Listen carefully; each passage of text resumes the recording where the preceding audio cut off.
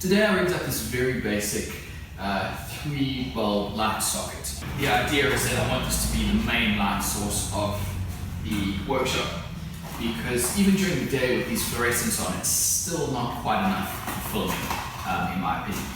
So I've gone out and bought 3 of the most powerful LED globes that I could find.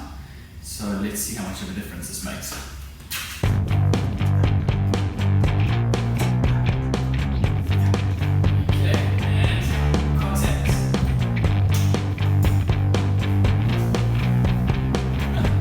Good, I like that. I've chosen warm white as well because then I can try and dial the camera in a bit better. So the idea is that everything in terms of main lighting will be warm white, and then you plug in the LEDs, like in this case, which tends to now have a bit of a blue light to it, and then you create that contrast, which is nice. So all the main lights, the fluorescents and the bulbs, I just want to be the same warm white. I think it's around 3000 K. But that's good, I like that. Speaking of lights, I've got a whole bunch of stuff here which came in the mail not too long ago. That's a collection of power adapters and LED strip lights. These are what I'm going to use to make the colored boxes. I also got the transparent acrylic here. This is a piece of orange and a piece of blue, so that's what I'm going to use to actually color the light boxes. I've also got some stickers. Those are going to go out on all the packages with the bottle openers, and I've also started getting some merch. This is possibly to sell, but also just to dress up the set a little bit more. I've been in the shop, and for the last 10 minutes I've been hearing something in that corner. It's been creeping me out. Anyway, I just looked over the desk now,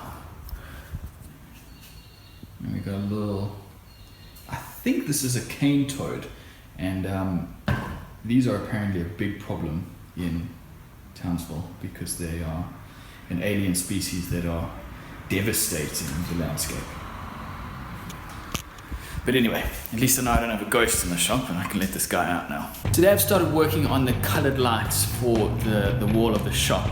And as you can see, I've got this one set up. I don't want to call it a prototype because it's working, but because it's the first one, it's it's a bit messy.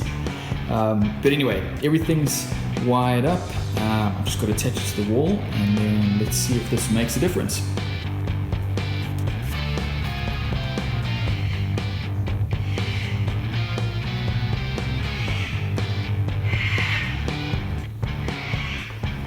Geez, that is a loud bird. What I've done is I've made the front smaller than the sides, and that's because what you can do now is slide in any colors that you want, like that. So if you want to switch it up 4 different colors, you can just pull these out and change them. Okay, let's turn off the main lights, and here we go.